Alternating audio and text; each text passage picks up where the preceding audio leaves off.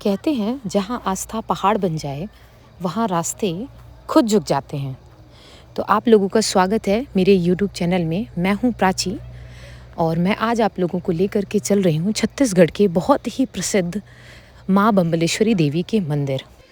अगर आप अपनी कार से या अपने किसी वाहन से जाएंगे तो आपको 2 घंटे लग सकते हैं, क्योंकि ये 100 किलोमीटर दूर है। लेकिन अगर आप बस वगैरह से ट्रैवल करेंगे तो थोड़ा और समय आपको लग सकता है। रायपुर रेलवे स्टेशन से इस मंदिर की दूरी 1 घंटे के करीब होगी। और आप कभी भी रायपुर आते हैं तो इस मंदिर को घूमना बिल्कुल भी ना भूलें। और जो गलती हमने की थी वो आप बिल्कुल भी ना करिएगा। गूगल मैप में डोंगरगढ़ और गांव 2 लोकेशन दिखाता है, तो आप हमेशा डोंगरगढ़ ही डालें। हमने गांव डाल दिया था तो हम 30 किलोमीटर उल्टा चले गए थे। उसके बाद हम फाइनली पहुंच गए डोंगरगढ़ मंदिर। आप अपनी सही लोकेशन में हैं, इसकी जानकारी आपको ये सब पहाड़ देख कर के मिल जाएगी। अगर ये सब दूर से ही दिखने लगते हैं, मुझे लगता है 2 किलोमीटर दूर से ही आपको ऊंचे ऊंचे पहाड़ दिखने लगेंगे। और इससे आप समझ जाइएगा कि आप डोंगरगढ़ बम्बलेश्वरी माँ के पास पहुंच चुके हैं। तो हम धाम में पहुंच चुके हैं, माँ के धाम में। ये मंदिर 1600 फीट की ऊंचाई पर स्थित है। कम से कम 1000 सीढ़ियाँ हैं। और मैं आगे आगे आपको दिखाऊंगी कि ये मंदिर कितनी खूबसूरती से और कितनी मेहनत से बनाया है, कितना ज़्यादा आस्था और विश्वास लोगों का इस मंदिर से जुड़ा हुआ है। अपनी गाड़ी पार्किंग में लगाने के बाद हम लोग बढ़ चलते हैं अपने अगले सफ़र की ओर। तो हमने डिसाइड किया था कि हम एक बार रोपवे से जाएंगे और दूसरी बार हम स्टेयर से उतरेंगे, ताकि मैं आप लोगों को दोनों साइड के व्यू दिखा पाऊँ कि जब आप सीढ़ियों से जाते हैं तो क्या क्या मिलेगा और रोपवे से जाएंगे तो क्या मिलेगा। हालांकि रोपवे के साथ एक बड़ा सा फ्रॉड चलता है, जो कि मैं आपको आगे बताऊंगी। जब भी आप टिकट लेंगे तो उस फ्रॉड से हमेशा बच के रहें। तो हमने अभी जाने की टिकट ले ली है रोपवे की। ये है हमारी टिकट, 400 रुपये की है। 100 रुपये लगा था एक जन का। हम लोग 4 लोग हैं, इसलिए 400 रुपये लगा है। हालांकि जब आप दोनों साइड की बुकिंग कराते हैं तो वो 150 रुपये लेते हैं। लेकिन ये लोग आपको यहाँ से ही बोल देंगे कि आप यहाँ से ऊपर जाने लौटने की बुकिंग नहीं होती है। लेकिन जब आप ऊपर जाएंगे तो वहाँ से वो आपसे 100 रुपये एक्स्ट्रा चार्ज करते हैं। तो इस फ्रॉड से बचें। और हम लोग चल रहे हैं रोपवे की ओर। ये वाली जगह देख के ना मुझे बनारस की याद आ गई थी। बनारस में भी कुछ ऐसा ही बना हुआ है। ऐसे ही लोग खड़े होकर के भगवान शंकर के दर्शन का इंतज़ार करते हैं। तो फाइनली हम लोग रोपवे में बैठ चुके हैं और अब आप यहाँ की सीनरी एंजॉय करिए। इसकी खूबसूरती बढ़ाने के लिए यहाँ पर एक तालाब का भी बनाया गया है, जो कि बहुत खूबसूरत लगता है ऊपर से देखने में। जैसे जैसे हम ऊपर बढ़ते जाएंगे आपको एक अलग ही शांति का एहसास होगा। मतलब हवा में भक्ति, आँखों में श्रद्धा और दिल में माँ का विश्वास।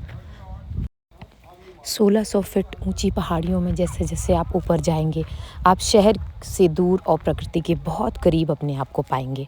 तो मध्य प्रदेश और छत्तीसगढ़ के आसपास जितने भी प्रसिद्ध मंदिर हैं, मैं अपने यूट्यूब चैनल में आप लोगों को वो सारे मंदिर दिखाने की कोशिश करूँगी। तो आप लोग मेरे यूट्यूब चैनल में बने रहिए और मुझे सब्सक्राइब ज़रूर करिएगा, जिससे आप लोगों को अपडेट मिलती रहेगी। तो ये था हमारा रोपवे का सफ़र। अब यहाँ से आगे अभी हमको 200 सीढ़ियाँ और चढ़नी है।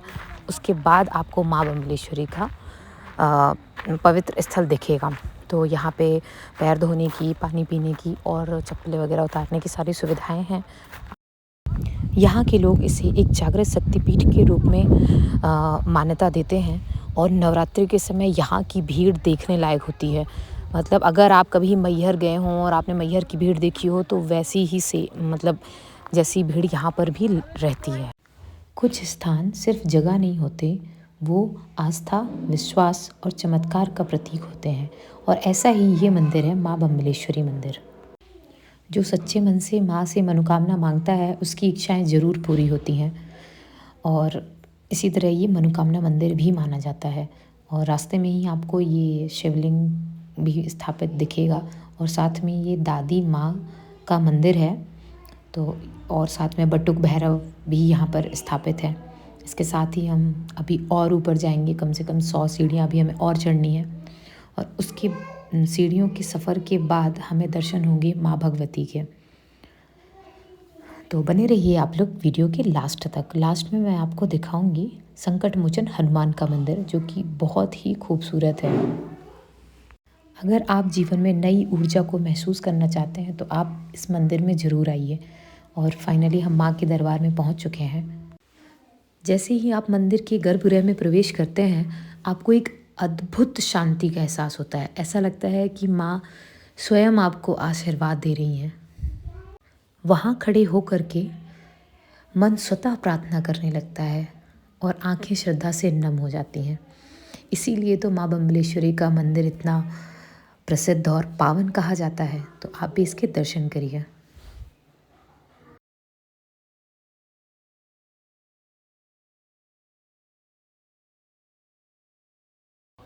अगर आपको मेरी ये यात्रा अच्छी लग रही हो तो प्लीज़ सब्सक्राइब करिएगा मेरे चैनल और कमेंट करके बताइएगा कि क्या आप लोग भी बम्बलेश्वरी धाम गए हैं।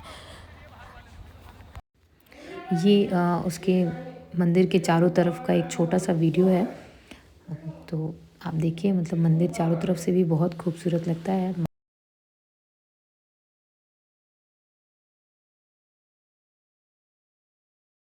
दर्शन प्राप्ति के बाद अब हम लोग सीढ़ियों से नीचे उतरेंगे।